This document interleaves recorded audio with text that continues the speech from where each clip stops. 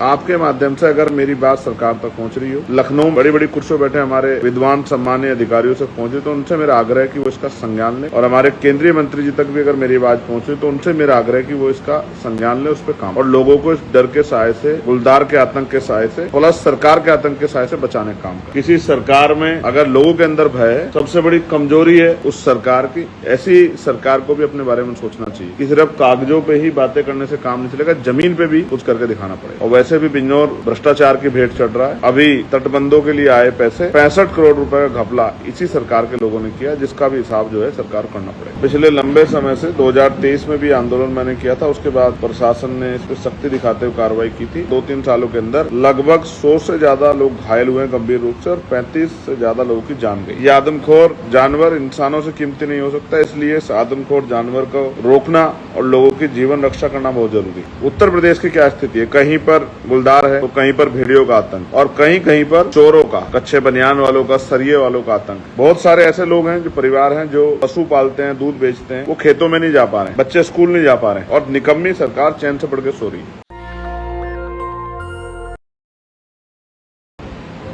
प्यारे साथियों, आज हम लोग नगीना लोकसभा के गांव रामसावाली में हैं, और दिन में आपने देखा कि एक आंदोलन जो गुलदार के हमले के खिलाफ बिजनौर जिला मुख्यालय पर हुआ। और हम लोगों ने पहले ये बताया था, तय किया था कि भाई सिर्फ आंदोलन दिन में नहीं चलेगा, रात में भी होगा। पूरे दिन हम लोग आंदोलन में वहां रहे, और अब जो है जिस गांव में गुलदार द्वारा हत्या की गई थी, एक 9 साल के बच्चे की, उसी गांव में आज हमारा डेरा ये पड़ा हुआ है। हम और हमारी टीम आज उसी गांव में है। शर्त ये थी कि क्या तो अधिकारी कर्मचारी ठोस कार्रवाई करें और लोगों को ये जो नुकसान उनके जान माल पे बन रहा है, इससे निजात दिलाएं। अदरवाइज हम लोगों की जान भी उतनी ही कीमती है जितनी आम लोगों की। तो हम लोग अपना रिस्क लेके उसी गांव में, जहां गुलदार का हमला लगातार जारी है और जहां लगातार गुलदार को देखा जा रहा है, हम लोग उसी क्षेत्र में जो है रुकेंगे, पहुंचने का काम करेंगे और लोगों की आवाज उठाने का काम करेंगे। सम्मानित साथियों, ये एक बहुत महत्वपूर्ण विषय है और ये नॉन पॉलिटिकल विषय है। पिछले लंबे समय से 2023 में भी आंदोलन मैंने किया था, उसके बाद प्रशासन ने इस पर सख्ती दिखाते हुए कार्रवाई की थी और कई लोगों की जान बचाने में हम लोग कामयाब हुए थे। लेकिन पिछले 15 दिन में 3 से 4 लोगों की जान फिर गई, जिनमें 2 छोटे बच्चे हैं। गुलदार उनके लिए सबसे जो आसान, जो शिकार है, वो उससे कमजोर जो व्यक्ति होगा वो होगा। उसमें बड़े पैमाने पे महिलाएं और छोटे बच्चे उसके शिकार बनते हैं।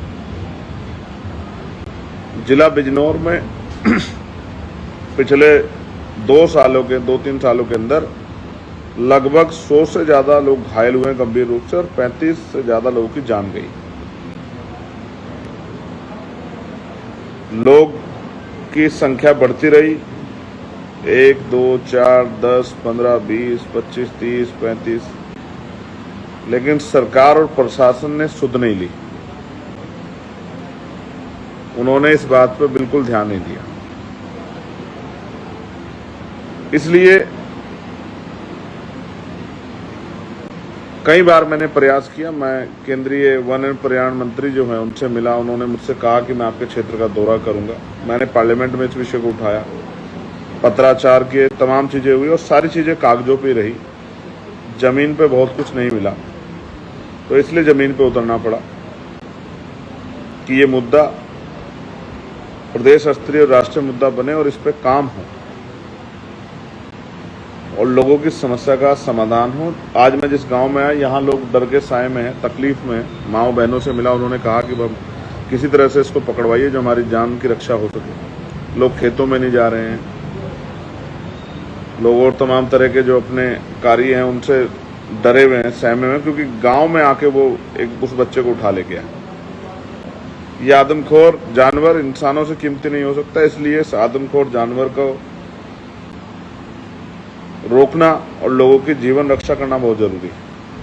आप देश में, दुनिया में जहां हैं, मुझे लगा कि सोशल मीडिया के माध्यम से मैं आप तक अपनी बात को पहुंचा सकता हूं और आप भी इस चर्चा को की गंभीरता को समझते हुए इसको आगे बढ़ा के इन तमाम लोगों के जीवन में पे जो खतरा बना हुआ उस खतरे को रोक सकते हैं। आप ये देखिए उत्तर प्रदेश की क्या स्थिति है। कहीं पर गुलदार है तो कहीं पर भेड़ियों का आतंक है और कहीं कहीं पर चोरों का, कच्चे बनियान वालों का, सरिये वालों का आतंक है। लोग परेशान हैं, अपने आप गांव में पहरा दे रहे हैं, रोज बड़ी बड़ी घटनाएं घट रही हैं और सरकार कहती है कानून व्यवस्था बहुत अच्छी है। हम जानवरों से रक्षा नहीं कर पा रहे, अपराधियों से रक्षा नहीं कर पा रहे, लोगों की जीवन रक्षा नहीं कर पा रहे और सरकार कहते हैं कानून व्यवस्था बहुत अच्छी है। एक और प्रोस्पेक्टिव ये है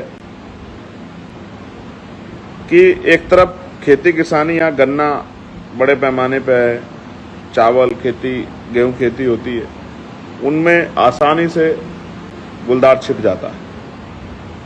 आप इस तरह समझिए, यहाँ इसी जिले में 9 से 10 मिलें हैं, तो गन्ने का एक बहुत बड़ा काम है। अब लोग डर की वजह से खेतों में नहीं जा पा रहे, भय कर रहे हैं और ऊपर से गंगा का तलहटी क्षेत्र है, तो गंगा ने भी बहुत हजारों बीघे जमीन यहाँ काट दी, जिससे किसानों को और बड़ा नुकसान हुआ। छोटी छोटी नदियां हैं, खोए हैं, उनसे भी जान माल का नुकसान हुआ है, फसलें कटी हैं, तो ना कोई मुआवजा है और जो फसल कटी है वो गुलदारों के डर में खराब हो रही है। बहुत सारे ऐसे लोग हैं, जो परिवार हैं, जो पशु पालते हैं, दूध बेचते हैं, वो खेतों में नहीं जा पा रहे हैं, बच्चे स्कूल नहीं जा पा रहे हैं, बेटियां स्कूल नहीं जा पा रही और निकम्मी सरकार चैन से पड़ के सो रही है। इसलिए आज ये आंदोलन करना पड़ा और अब यहाँ सुबह फिर जो है जंगल में मार्च होगा अधिकारियों के साथ, और वो गुलदार कैसे पकड़ा जाए इसके लिए तमाम यत्न किए जाएंगे। मैं आपके माध्यम से, अगर मेरी बात सरकार तक पहुंच रही हो,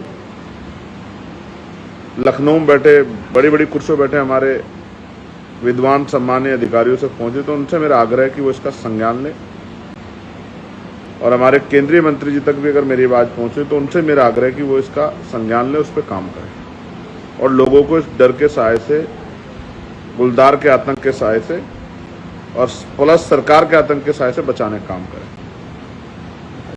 लोग जीवित रहेंगे तभी तो आगे बढ़ पाएंगे। आज जो सिचुएशन है, लोगों में भय है और ये सरकार का सबसे कमजोर अंग है। अगर कोई किसी सरकार में अगर लोगों के अंदर भय है तो ये सबसे बड़ी कमजोरी है उस सरकार की। ऐसी सरकार को भी अपने बारे में सोचना चाहिए कि सिर्फ कागजों पे ही बातें करने से काम नहीं चलेगा, जमीन पे भी कुछ करके दिखाना पड़ेगा। आप पे ताकत होते आप नहीं कर पा रहे हैं, लोगों को मरने के लिए छोड़ दिया है, मगर हम लोग ऐसा नहीं कर सकते हैं। हम लोग इन गरीब किसान मजदूरों की लड़ाई लड़ेंगे, अपनी माताओं बहनों की जीवन रक्षा करेंगे। इसलिए आज हम लोग मैदान में और आज पूरी रात हम लोग गांव में रहेंगे, यहीं पहरेदारी करेंगे, यहीं आए जाएंगे, यहीं घूमेंगे, यहीं पता करेंगे क्या क्या चल रहा है और कोशिश करेंगे लोगों की जीवन रक्षा। और कल सुबह फिर से दिन निकलते फिर से यही काम शुरू होगा। ये संघर्ष तब तक जारी रहेगा जब तक गुलदार पकड़ा नहीं था। और मैं जब तक यहाँ रहूंगा, किसी न किसी गांव में रहूंगा, अपने कमरे पर अति आवश्यक ना हो तो नहीं लौटूंगा, क्योंकि यहाँ की जनता ने मुझे वोट देके लोकसभा में भेजने काम किया। उन्होंने अपना काम किया, अब यहाँ का सांसद अपना काम करेगा, इन लोगों की आवाज बनने काम करेगा। और वैसे भी बिजनौर भ्रष्टाचार की भेंट चढ़ रहा है। अभी तटबंधों के लिए आए पैसे 65 करोड़ रुपए का घपला इसी सरकार के लोगों ने किया, जिसका भी हिसाब जो है सरकार करना पड़ेगा। आपने मुझे सुना, मैं आपका आभार प्रकट करता हूँ और मैं चाहता हूँ आपके माध्यम से ये बात सरकारों तक जाए, बड़े नेताओं तक, सरकार के नेताओं तक, अधिकारियों तक जाए कि वो लोगों के जीवन की वैल्यू समझे। अमीर कोई मरता है तो कानून बनते हैं, गरीब कोई मरता है तो मजाक उड़ती है। ये बंद होना चाहिए देश में। गरीब का जीवन भी इतना ही मायने रखता है, उनकी माँ को भी उतना ही दर्द हुआ होगा जब उन्होंने उन बच्चों को पाला होगा, जब 9 महीने पेट में रखा होगा। वो भी अपने बच्चे से, चाहे वो अमीर हो या गरीब, हर माँ अपने बच्चे से प्यार करते हैं। उनके दर्द को और पिता के दर्द को समझना हमारी जिम्मेदारी है। हम अपने गरीब बच्चों से, किसान मजदूरों के बच्चों से खिलवाड़ बर्दाश्त नहीं करेंगे, किसानों का, मजदूरों का शोषण बर्दाश्त नहीं करेंगे। इसलिए हमारा आंदोलन जारी रहेगा। जय भीम, जय भारत, जय संविधान, जय मंडल, जय जोहार, जय जवान, जय किसान। आप सभी के लिए मंगल कामनाएं। मैं आपका भाई चंद्रशेखर आजाद। नेशनल दस्तक की आपसे गुजारिश है कि अगर इसको बचाना चाहते हैं तो नेशनल दस्तक को सब्सक्राइब करने के लिए रेड कलर के सब्सक्राइब बटन को दबाएं, फिर बेल आइकन की घंटी दबाएं। नेशनल दस्तक को बचाने के लिए बहुत जरूरी है कि हर खबर को शेयर करें, लाइक करें, कमेंट जरूर करें।